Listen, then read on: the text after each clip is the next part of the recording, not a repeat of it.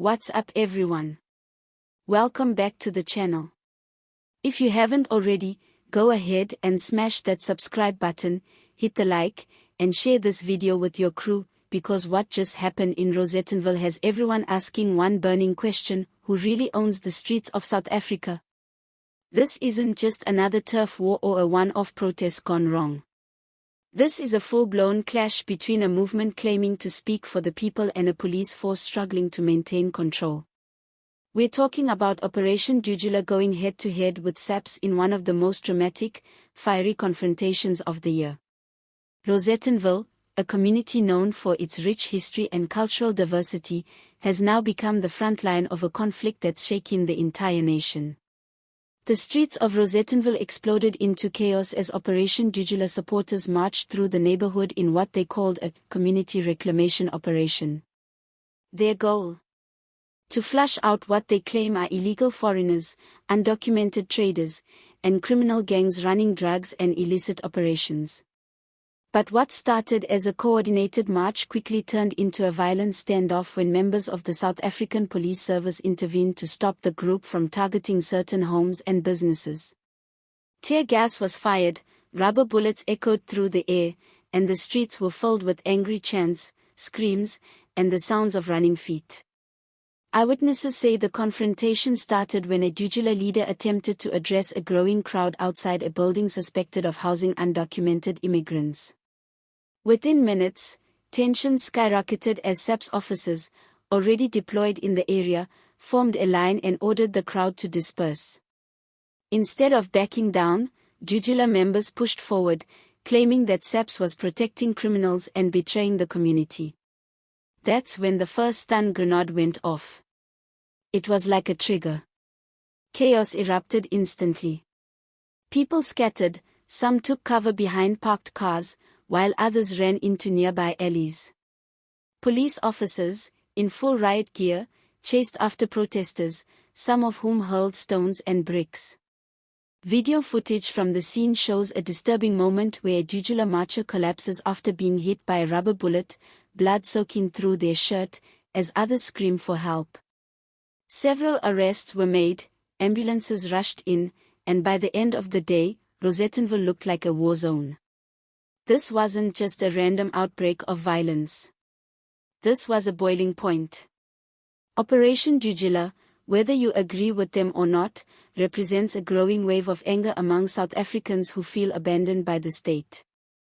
They argue that illegal immigration is fueling crime, overburdening services, and stealing opportunities from locals. They claim that where government has failed, they must step in. But SAPS and human rights groups warn that this is vigilante justice spiraling out of control, an emotional mob targeting anyone who looks or sounds foreign, without evidence, trial, or due process. So who's right? Who's wrong? And more importantly, who's in charge? That's where it gets messy.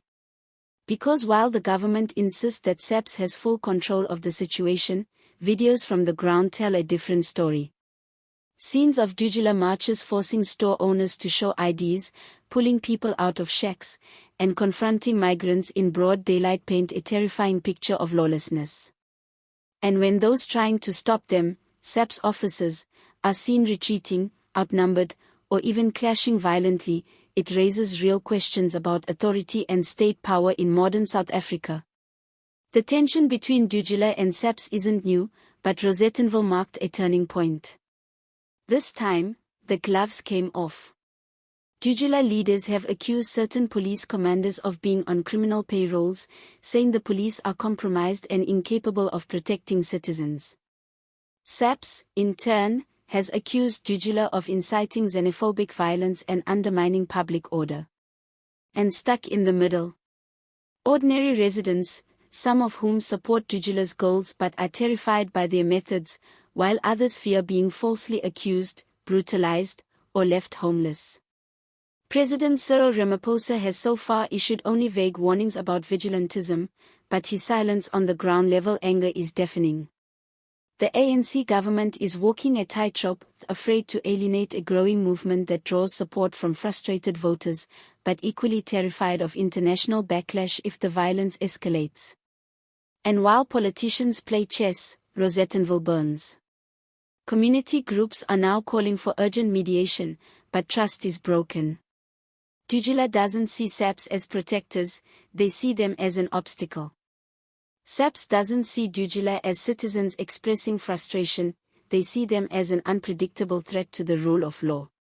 And as long as that standoff continues, more clashes are inevitable. Today it was Rosettenville. Tomorrow it could be Diepsloot. Next week, Hillbrow or Alexandra. The anger isn't going away. It's multiplying. Let's not forget the human cost. Families have been torn apart. Shops have been looted. Children watch their parents get beaten or dragged away. A 13-year-old girl caught in the crossfire in Rosettenville is still in critical condition, her mother sobbing outside the hospital. This is not justice. This is war under the mask of patriotism. And unless someone steps up to bridge the divide, we could be witnessing the slow, painful erosion of South Africa's social fabric. What's terrifying is how familiar this is. South Africa has seen it before, in the violence of 2008, in the looting of 2021. Each time we say, never again, and yet here we are again. The difference now is the coordination. Operation Dudula is organized, bold, and increasingly militant. And unless the state reasserts control, not just with batons and bullets but with leadership and justice, we may one day wake up to find that power has quietly changed hands from the ballot to the street. So back to the big question, who really owns the streets of South Africa? Right now, it seems like the answer is no one. Or worse, whoever shouts the loudest, fights the hardest, or rallies the biggest crowd.